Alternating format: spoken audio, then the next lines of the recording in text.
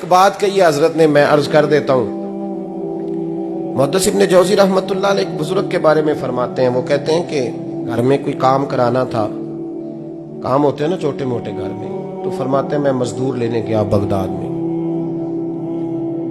चौकों पे मजदूर सारी उम्र का मजदूर ही है ना बेचारा।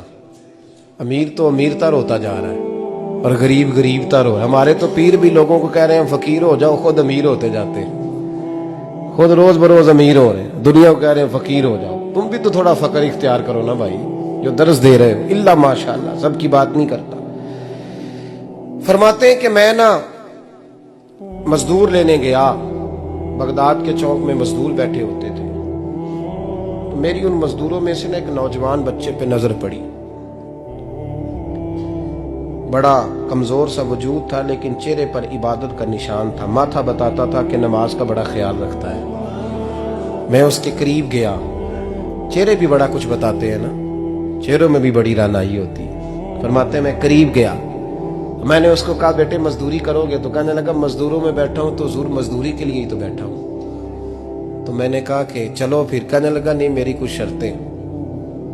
मैंने कहा बताओ? कहने लगा पहली शर्त यह है कि लोग 4 दिनार दिहाड़ी लेते हैं, मैं 3 दिनार लूंगा। मैंने कहा यार बे तो बड़ी बेहतरीन है, बाकी भी इस तरह की रख ले।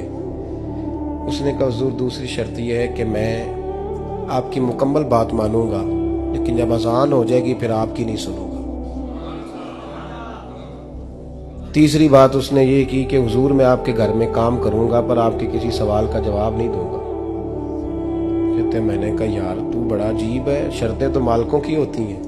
कहने लगा जी बहरहाल मैं शर्तें लगा के जाता हूं। फरमाते हैं मैं उसे घर ले आया, काम मैंने उसको बताया, तो जो काम मजदूर सारे दिन में करता है ना, उसने 2 घंटे में कर दिया। हमारे मजदूर सिगरेट पीने में भी तो आधा घंटा लगाते हैं, वो चाय पीने जाए तो पौना घंटा वहां। उनको भी तो दयानतदारी करनी चाहिए कि नहीं करनी चाहिए? ने मुआहदा किया है ना जी, तो पूरा उतरना चाहिए ना। कहते 2 घंटे में। अब काम जब बंदा शुरू कराता है तो काम और निकल आता है। कहते काम मैंने उसको और बता दिया, वो करने लगा। उसने मिट्टी निकाल के रखी थी बाहर रास्ते में, तो अजान हो गई जोर की। उसने वहीं कुदाल छोड़ी कही और चलने लगा। तो मेरा बेटा कहने लगा इसको जरा बराबर कर दो। कहने लगा चुप कर जा, तेरे बाप से बात हुई थी, जब अजान होती है तो मैं किसी और की नहीं सुनता, सिर्फ अल्लाह रसूल की सुनता हूं। कहते मस्जिद चला गया, नमाज पढ़ के आया तो दोपहर का वक्त था। मेरी बीबी कहने लगी इसको को खाना खा ले। कहते हमने कहा खाना खा लो, तो कहने लगा मैंने रोजा रखा हुआ, रमजान भी नहीं था, नफली रोजा रखा हुआ। फरमाते हैं शाम हुई, मैंने 3 दिनार दिए, तो मैंने कहा तेरा नाम क्या है? कहने लगा मैंने आपसे कहा था मैं किसी सवाल का जवाब नहीं दूंगा। कहते वो चला गया। अगले दिन मैं फिर लेने गया उसे, काम कुछ और निकल आए, तो लोगों ने बताया वो सिर्फ हफ्ते वाले दिन आता है। मैंने कहा क्यों? कहने लगे जी वो कहता है मेरा हफ्ते का खर्चा 3 दिनार है, जब 3 दिनार कमा लेता हूं तो बाकी सारा टाइम अल्लाह रसूल की जिक्र में गुजार दिया करता हूं। फरमाते हैं जी अगले हफ्ते मैं फिर लेने गया, मैंने पूरा हफ्ता इंतजार किया कि काम उसी से कराना है। मैं जब गया तो मैंने कहा चलो। कहने लगा मेरी शर्तें याद है ना? और मैंने कहा याद है भाई, साथ चल। फरमाते हैं काम कराया, 2-3 हफ्ते वो आता रहा। 1 हफ्ते में गया तो लोगों ने कहा हुजूर आज नहीं आया। क्यों? कहने लगे बीमार हो गए। कहाँ घर है? कहने लगे बगदाद के कब्रिस्तान के पीछे जो कच्ची आबादी है उसमें रहता है। फरमाते मैं गया, दरवाजे पे दस्तक दी तो कहने लगा हुजूर आप हैं? दरवाजा खोला है, आ जाइए। फरमाते मैं अंदर गया तो मैंने कहा तुम्हें कैसे पता चला मैं आया हूं? कहने लगा हुजूर अल्लाह वाले हो, आप नहीं आना था, वरना अमीर तो गरीबों का पता लेने कोई नहीं आते। कहते मैं करीब गया तो कहने लगा मैं आपका इंतजार कर रहा था, तेज बुखार है, तप रहा। जेब से कुछ पैसे निकाले, कहने लगा ये पैसे रख लें। एक अंगूठी निकाली,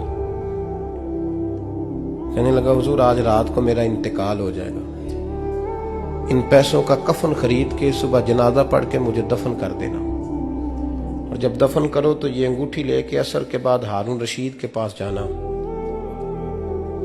आप उसे कहना मैंने मिलना है पर वो आपको टाइम नहीं देगा। आप उसको आवाज दीजिएगा कि तेरी एक अमानत है मेरे पास, फिर वो आपसे मिलेगा तो अंगूठी दे दें, फिर आप मेरी तरफ से फारिग हैं। हजरत फरमाने लगे तेरा नाम? और कहने लगा हुजूर वक्त थोड़ा है, आज रात मैंने जाना है, बड़ी लंबी माफी मांगनी है रब करीम से, अगर मुनासिब समझे तो मुझे अपने रब से तन्हाई करने दें। फरमाते हैं मैं आ गया, पर उसकी बातों ने मुझे सारी रात सोने नहीं दिया। फरमाते सुबह बड़ी मुश्किल से सूरज निकला, मैं गया दरवाजे पे हाथ रखा तो दरवाजा खुला हुआ था। अंदर दाखिल हुआ तो खुशबुएं मेरा इस्तकबाल कर रही थी। जब चेहरे से कपड़ा हटाया तो उसका तो इंतकाल हो चुका ऐसे जैसे किसी का दीदार करके सोया।